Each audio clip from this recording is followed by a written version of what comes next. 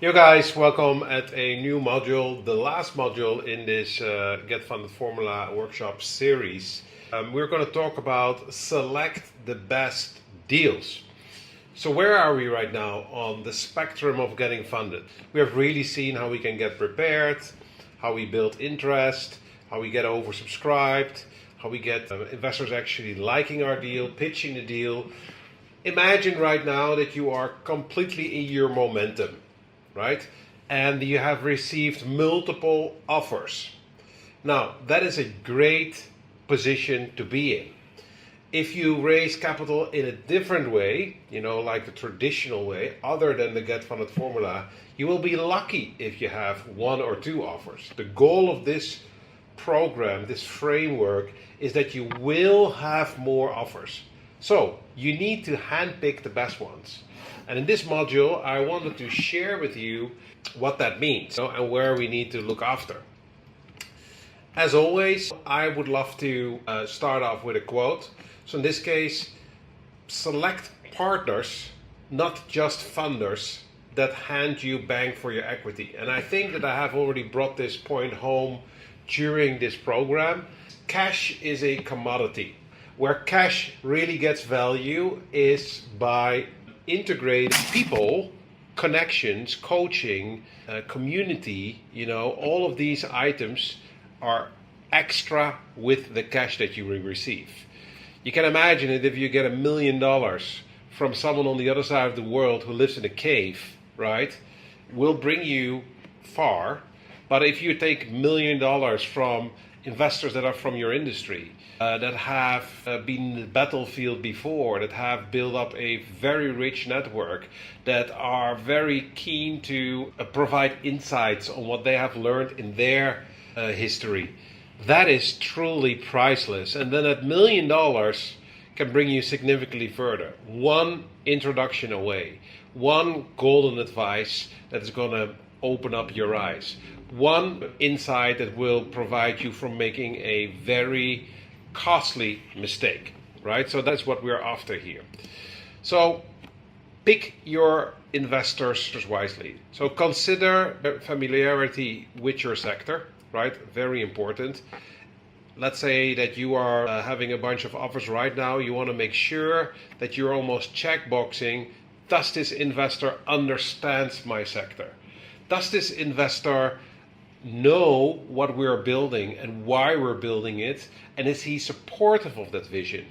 Is this investor lovely and interesting to work with? Do you seek or do you looking forward to jump on a call with this person rather than feeling like, oh my God, do I need to talk with this person again?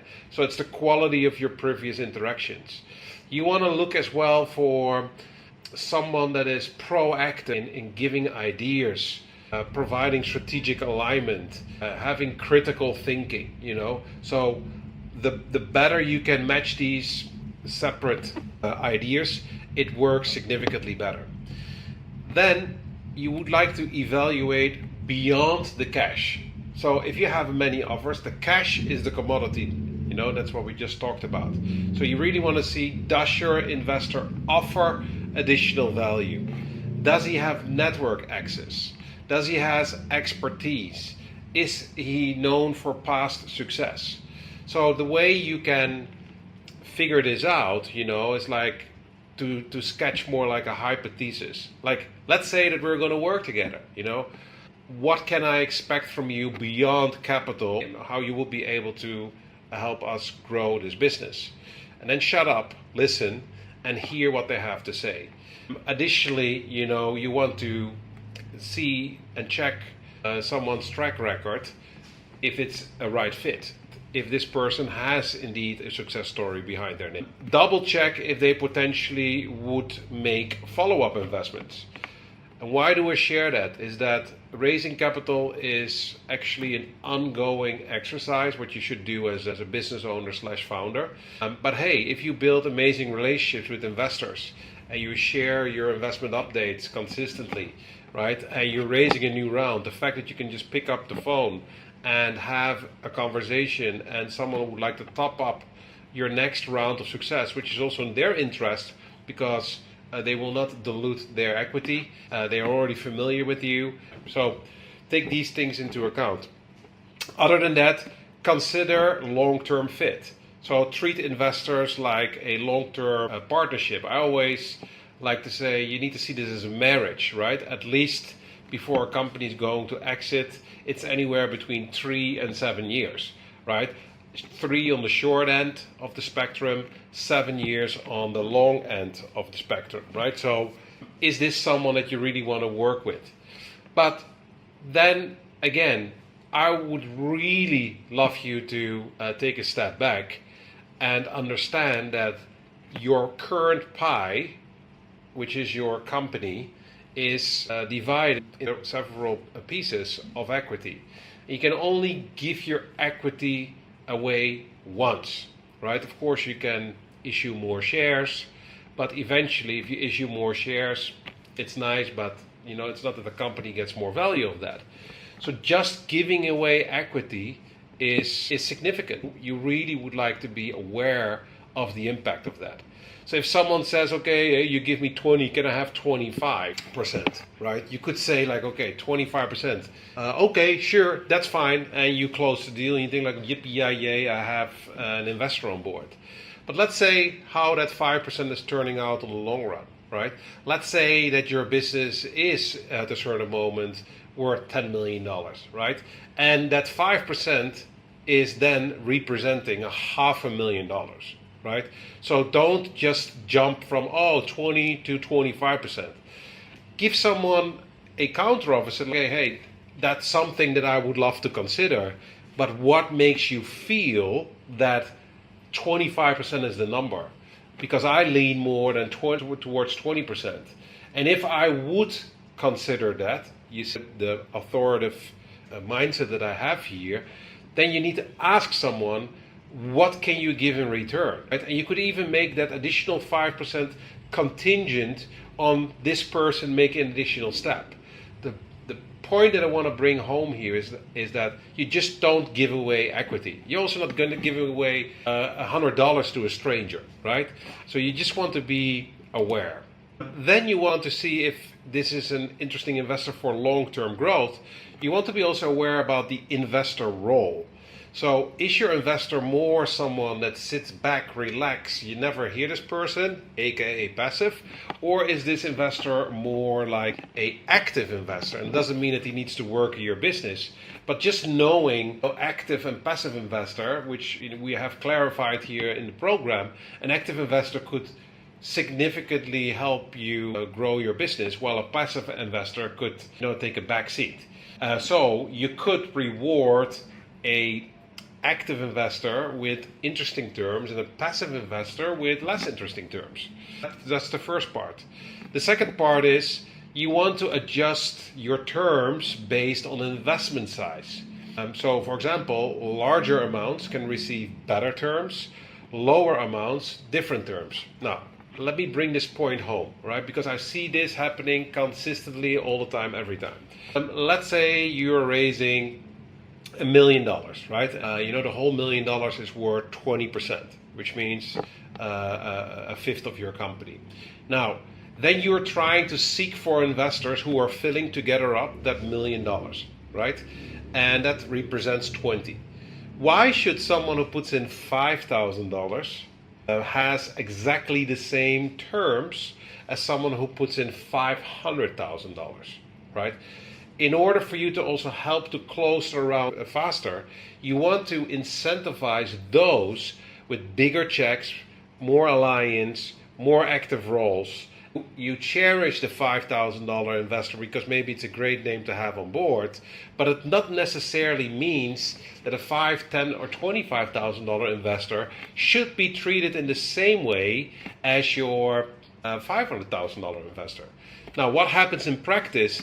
Consistently, there's one round and everybody's treating the same. And personally, my personal opinion, I don't think that is fair, right?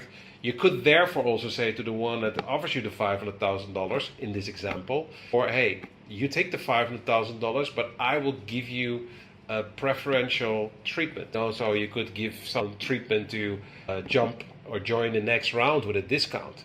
You give someone treatment to get the first dividend that comes from the table, right? There's many ways how you can structure this. We already discussed this moment. It's like seek for critical thinking, creative ideas, strategic alignment. What are you not looking for? You're not looking for an investor that's going to micromanage you, right? And when does micromanaging happens? If you don't send any investment updates, right? So you really want to share investment updates regularly. Other factors to consider: round type, first, second, or third mini round involvement. We have discussed this before. You want to make sure that you run your reviews on the investors by talking with founders or other business owners that have accepted investments from them. So you need to ask, like, hey, thank you for your offer. I'm seriously considering this. Just like you do a due diligence on me, I just would like to have, a short chat with two of your previous portfolio companies to just understand better from them and from their perspective how you have worked with them. If they don't want to give it, it's a red flag, right? So that's another point. Make sure that you have alignment over valuation. So ensure that the valuation reflects the market conditions. So how do you need to read this? You need to read this from the perspective, if someone is trying to lowball you, right, then you need to be ready to defend that, right?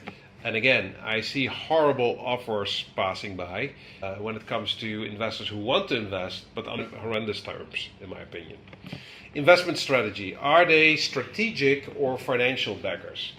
Strategic backer, again, is someone who has perhaps access to other channels where you can fast track your growth. A financial backer is very much interested only in returns. So I'm rolling over it relatively quickly, but this is really for you to understand the whole concept in a better way, make you aware of these things. It's better that you listen to it, you have it somewhere in your mind, and the next time when you're going to evaluate offers or term sheets, you will think about this, or better, you can go back to this and check it out. Now, let's, to close up this workshop, discuss a few ways how to maintain leverage in your negotiations, right? The first thing is you want to set clear deadlines. Without deadlines, you cannot negotiate, right? If it's all free, there's no FOMO, there's no scarcity, there's no eagerness to take action. So for every mini round, you set deadlines for your meeting. In this case, it's like, okay, we're sitting 30 minutes together, here is the agenda. We're closing our first round in 4 weeks from now. If you would be interested, I would love to see your commitment in 3 weeks from now. Hey, by the way, you shared with me that you could provide me some introductions. Would be great, but I would love to see it then and then, right? So set firm dates for commitments. Commitments to wire money in your account. Commitments to meet up together. Commitments to send investor updates. Also, you would like to leverage your investor waiting list. I mean, if there's one thing that you can really take away from this whole workshop, it's your waiting list. It's really your waiting list is what everything is going to make easier, right? And I will create an additional video, very extensive, about this specific waiting list principle. So if your pipeline is not ready with at least 150 investors, don't start, all right? Simply don't start. You need to have 150 investors that are matching your criteria. That's the first thing. Without it, doesn't work. And then you would like to, ideally, to create more proof, you would like to seek for introduction partners to these 150 investors. And also, you pick the deal by positioning your business as the price, right? You're the price, not them. It's a negotiation. Negotiate means I give you something, you give me something, right? And the more you will push them away, the more they will come to you. But of course, do it in a fine way. Additionally, split your total round into mini rounds. Incentivize faster commitments. Incentivize larger commitments. Never say yes immediately. If someone provides you this offer, Then you thank the offer, you pause, and you come back later to maintain control. Jumping straight away into it could be an option, but what you want is, okay, thank you very much for your offer. I'm going to evaluate it. Again, setting deadlines. I will come back to you in 3 days from now. Is that okay? It's okay. Then, as the last part is avoid being cornered. If an investor is pushing too hard, then take a step back, right? And you can just say, listen, I understand that you really want to go in this deal, but I would appreciate it if we can just take a small little break and we can evaluate both of our positions here to see how this is going to work. That was a lot condensed information, right? And of course, this is a workshop, this is a starter kit to get you the whole framework from the Get Funded formula. And this is really to get you in the right mindset, know what will be ahead. And of course, I can understand that you have more questions, right? That you want to learn more. So feel free to reach out, check some of our other videos, products, programs, to see if that could be a great fit for more in-depth expertise and support. To just finish this up, to make your fundraise significantly easier, if you haven't already, take your free account in the Didi software platform. You can create automatically your teasers, you create the deal summaries, set up your CRM, pipeline, data rooms, investor profiles, manage cap tables, manage investor relations. After doing this for 10 years, I created a system that I love, how I raise money, how I like to update investors, and this is the result. An all-in-one funding system that as well works to manage your investors. So it's not only for your funding, it's something that you can keep on using for any deal or for future deals or whatsoever, while keeping everything in one place, while shortcutting your raise as well. Without further ado, if there's anything I can do for you, let me know. Otherwise, let's get you funded. Have an amazing day.